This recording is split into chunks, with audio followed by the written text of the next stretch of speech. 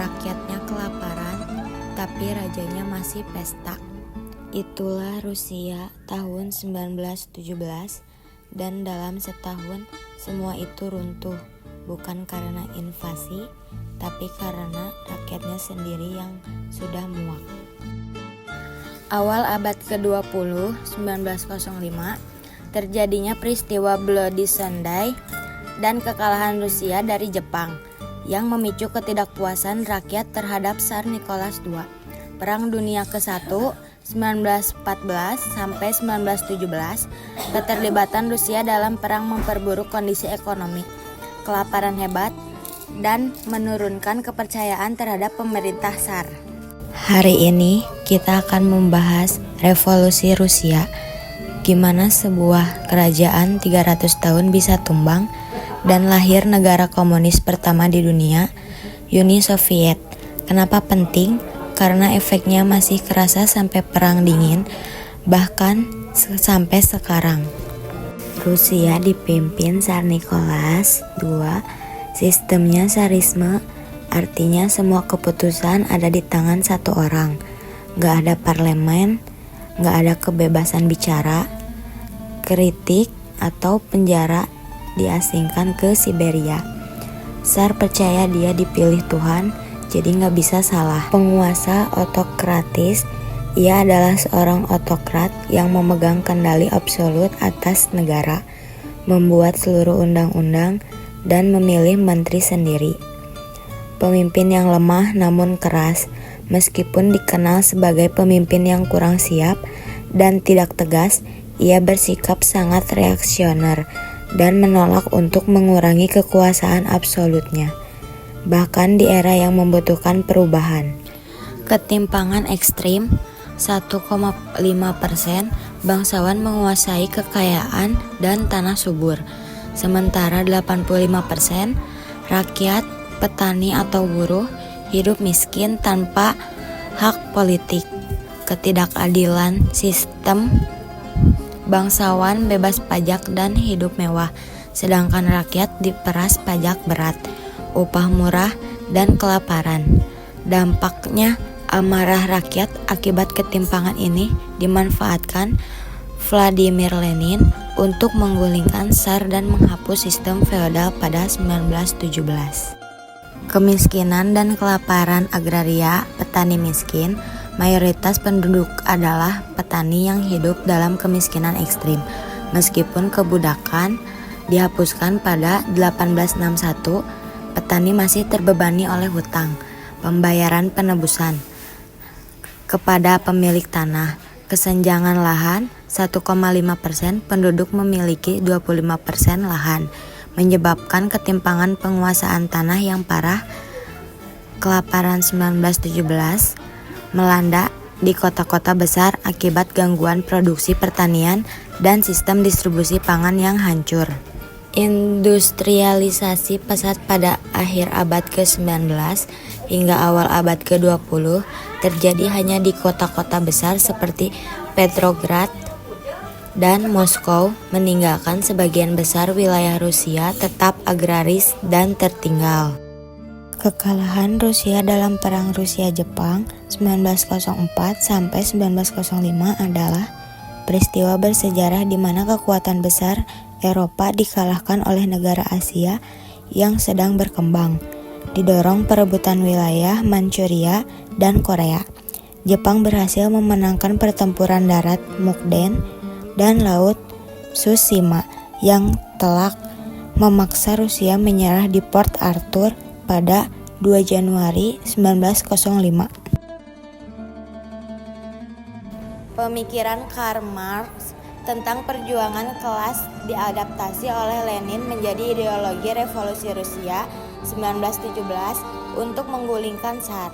Meskipun Marx mensyaratkan revolusi terjadi di negara industri maju, Rusia yang agraris melompat langsung ke sosialisme melalui pembentukan Dewan Buruh dan Partai Pelopor.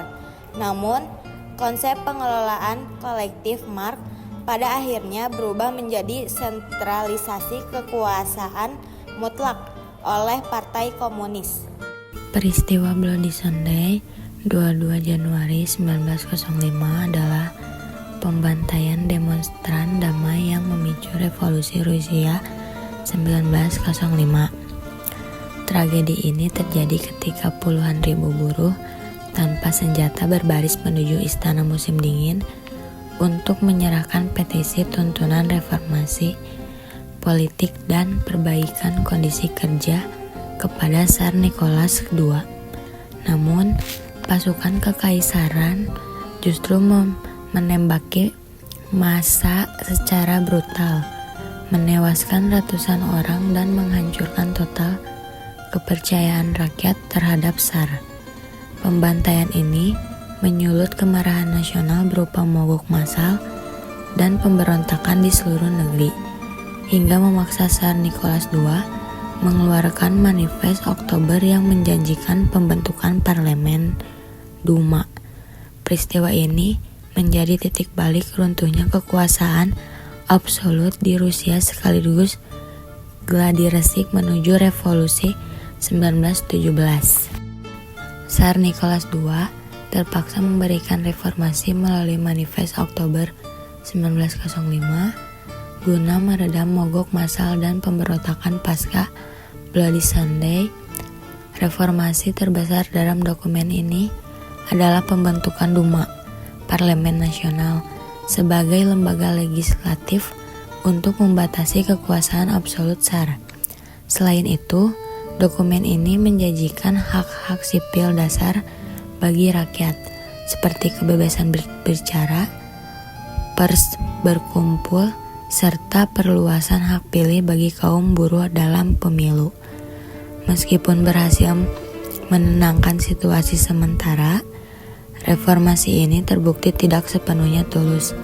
Begitu keadaan negara kembali aman, terkendali, Tsar Nicholas II langsung mengeluarkan undang-undang baru untuk membatasi wewenang Duma dan mempertahankan kendali mutlaknya atas Rusia. Demonstrasi besar di Petrograd pada tahun 1917 merupakan aksi protes massal yang dipicu oleh kelangkaan pangan parah, inflasi tinggi, dan kesengsaraan akibat Perang Dunia ke-1. Gelombang protes ini mulai oleh ratusan ribu buruh dan tentara yang membelot, hingga berhasil memaksa Tsar Nicholas II turun tahta dalam revolusi Februari. Tak lama setelah itu, kelompok Bolshevik pimpinan Vladimir Lenin memanfaatkan momentum ketidakpuasan rakyat untuk menggulingkan pemerintah sementara melalui revolusi Oktober. Peristiwa bersejarah di Petrograd ini secara resmi mengakhiri kekuasaan dinasti Romanov yang telah berlangsung selama 3 abad sekaligus menandai berdirinya Uni Soviet sebagai negara komunis pertama di dunia. Revolusi Oktober 1917 adalah peristiwa penggulingan pemerintah sementara Rusia oleh kelompok radikal Bolshevik di bawah pimpinan Vladimir Lenin. Aksi kudeta ini dipicu oleh ketidakpuasan rakyat terhadap pemerintah yang dinilai gagal mengatasi kelaparan dan kemiskinan, serta keputusan mereka untuk tetap melanjutkan keterlibatan Rusia dalam Perang Dunia ke-1. Dengan menggunakan slogan populer Peace, Land, and Bread, perdamaian, tanah, dan roti, Lenin berhasil menarik simpati massa, terutama dari kalangan buruh dan tentara. Pada malam tanggal 24-25 Oktober, kalender Rusia lama, pasukan Garda Merah Bolshevik bergerak cepat merebut titik-titik strategis di Petrograd dan menyerbu istana musim dingin yang menjadi markas pemerintahan. Keberhasilan aksi ini menandai runtuhnya pemerintah sementara sekaligus menjadi awal berdirinya pemerintahan berbasis ideologi komunis pertama di dunia, yang nantinya langsung mengubah arah sejarah Rusia menuju Perang Saudara. Perang Saudara Rusia 1918 sampai 1921 adalah konflik bersenjata berskala besar yang pecah di seluruh wilayah bekas Kekaisaran Rusia akibat polarisasi politik yang ekstrim Pasca Revolusi Oktober, perang ini mempertemukan dua kekuatan utama yang memiliki ideologi bertolak belakang, yaitu kaum merah dan kaum putih. Kaum merah merupakan tentara bentukan Bolshevik yang dipimpin dengan tangan besi oleh Leon Trotsky yang bertugas melindungi rezim komunis baru dari kehancuran. Di pihak lawan, kaum putih muncul sebagai koalisi longgar, kelompok anti-Bolshevik yang terdiri dari loyalis SAR, jenderal militer lama, tuan tanah, kelompok kapitalis, hingga kaum sosialis moderat. Kaum putih bahkan mendapat dukungan logistik dan pasukan dari negara-negara barat seperti Inggris, Perancis, dan Amerika Serikat yang khawatir ideologi komunis akan menyebar ke seluruh Eropa. Meskipun memiliki keunggulan jumlah dan bantuan asing, kaum putih mengalami kegagalan karena perpecahan internal yang parah, tidak adanya tujuan politik yang bersatu, serta buruknya koordinasi antar panglima militer mereka. Sebaliknya, kaum merah berhasil memanfaatkan keunggulan geografis dengan menguasai wilayah pusat industri, jaringan kereta api utama, dan kota-kota padat penduduk seperti Moskow dan Petrograd. Melalui kebijakan ekonomi radikal yang disebut war komunis untuk mengamankan pasokan pangan tentara, serta disiplin militer yang sangat ketat, kaum merah perlahan-lahan berhasil memukul mundur lawan mereka. Perang saudara yang menghancurkan perekonomian dan menelan jutaan korban jiwa ini akhirnya berakhir dengan kemenangan mutlak Bolshevik. Keberhasilan ini tidak hanya memantapkan kekuasaan komunis di Rusia, tetapi juga menjadi landasan utama bagi berdirinya negara adidaya baru, yaitu Uni Soviet pada tahun 1922. Pembentukan Uni Soviet 1922 merupakan puncak dari rangkaian pergolakan politik, sosial, dan militer melanda bekas kekaisaran Rusia sejak tumbangnya kekuasaan Tsar setelah berhasil memenangkan perang saudara yang menguras seluruh sumber daya. Kelompok Bolshevik menghadapi tantangan besar untuk menyatukan kembali wilayah-wilayah yang terpecah dan hancur akibat perang.